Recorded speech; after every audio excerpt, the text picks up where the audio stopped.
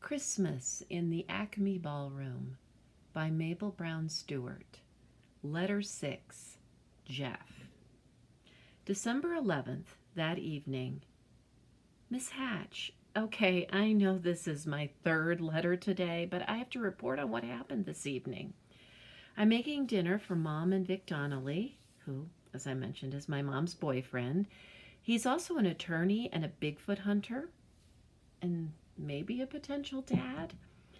As I'm laying out the ingredients for pizza, I realize that I never got in touch with Darla about scoring a part in The Tempest. I call her, and she answers after one ring, "Mo, darling." Darla is a hoot. She sometimes talks like some old movie star from long ago. She's very dramatic. "Darla, how are you, darling?" I gush back. "Hey, I'm good. How were auditions?" Darla drops her movie star voice, and I can tell she's biting into something. "Sorry, I'm having a PB&J. Dinner time, you know." Darla's family doesn't seem to put a lot of energy into making meals. "Well, I got a part," I say nonchalantly. Another one of Mr. Wells' words, number 5, I think. "That's awesome. Tell me more," she yells, her mouth full. "I'm Ariel," I tell her excitedly. "Cool," she says, swallowing. I'm betting she doesn't know the play. It's practically the lead. I mean, not quite, but close. Ariel is a main part. Darla screams a little. "Congrats, Mo! You deserve it." I cross my fingers for luck and say, "Guess what? They're looking for someone to play one of the sailors." She interrupts me before I can give any details. "Great, I'm in." "Oh, you're the best," I shout. "Listen, I'll text you in a bit. I'm making dinner for Mom and Vic." "Happy birthday to your mom. Loves you." She makes kissing noises. "Loves you more," I shout back. I long to tell her about Jeff and get her take on it, but that's going to have to wait. Later on, Mom, Vic, and I are all sitting down to dinner in the best room of the Acme building, the ballroom. It's a huge room modeled after one of the rooms in Le Petit Trianon in Versailles. I hope I'm saying that right. It needs a lot of work, but it's still beautiful with huge windows and chandeliers and everything. "So, how was the rest of your day?" Mom asks. "I bet you were on cloud 9. "Yeah, it was pretty cool. I sat with the drama kids at lunch." Mom beams. She loves to hear I'm not lonely. I continue, "But this one weird thing happened. I was down in the basement pulling costumes for Mrs. Douglas, and I heard this little voice talking to me. He said his name was Jeff, and he told me he's the 8th wonder of the world." Vic put down his slice of pizza and looked at me skeptically. "Really?" he says. "Jeff? As in Jeff the talking mongoose?" "Who?" I asked.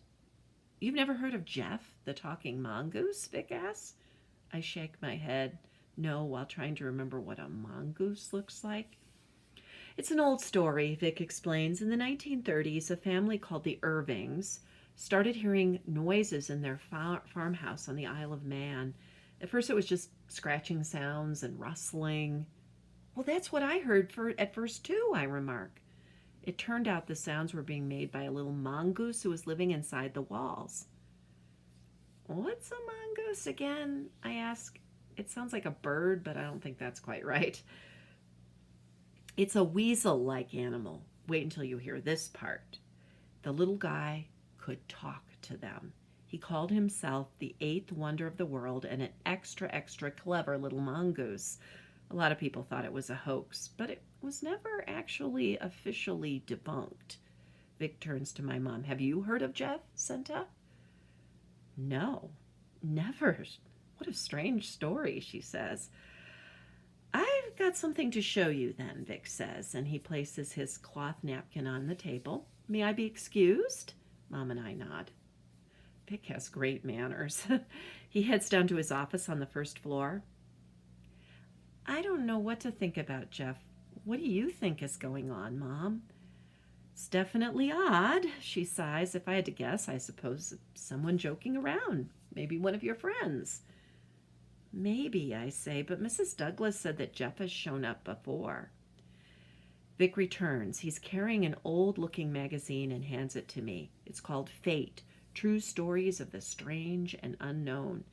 The date is July 1970, so ancient, in other words.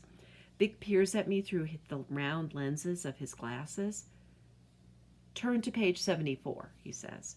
Mom and I share the pages and read about Jeff, which is apparently spelled G-E-F. Anyway, the article talks about a woman named Vori Irving, who was just about my age when Jeff first appeared in the 1930s at her house on the Isle of Man.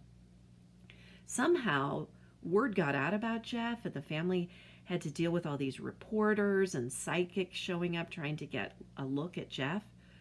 Vori didn't like the attention and felt kind of embarrassed about having a talking mongoose in her house. She wanted a normal life. Understandable, I totally get it.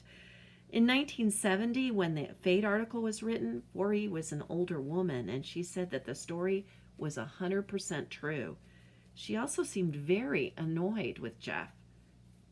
It was not a hoax, and I wish it had never happened, she told the reporter. She also said, yes, there was a little animal who talked and did all those other things. He said he was a mongoose and said we should call him Jeff. But I do wish he would let us alone. Wow, I say when I finished reading. That's bonkers. I'm guessing one of your friends knows the story and is just playing a prank on you, Mom. Mom nods in agreement. I wonder who would do such a thing. And given what Mrs. D told me, they've done it before. With kind regards and a bit of confusion, Mo.